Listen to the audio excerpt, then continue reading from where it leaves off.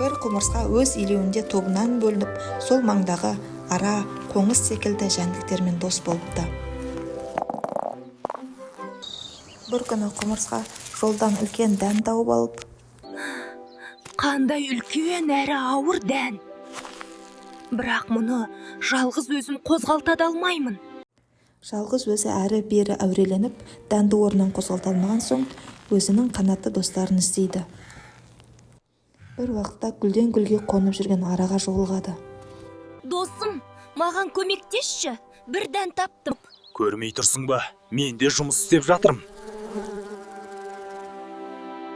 Көңілі түсіп кеткен құмырсқа қоңыздан көмек сұрайды. Ал қоңыз болса, Сен үшін өз еңбегімді еш қыла алмаймын.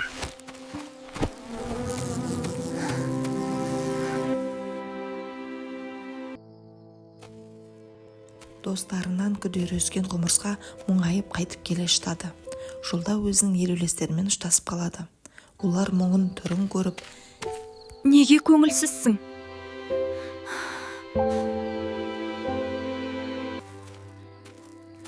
құмырсқа өзінің басынан кешкендерін айтып береді. Жалғыздық деген сол деп, елеулестері құмырсқаның дәнін көтерісіп, оны елеулестеріне алып барады. Құмырсқа үйіріне қайта қосылады. Ал құмырсқалардың атасы: Жаңа достың қадірі ескі досқа жетпейді.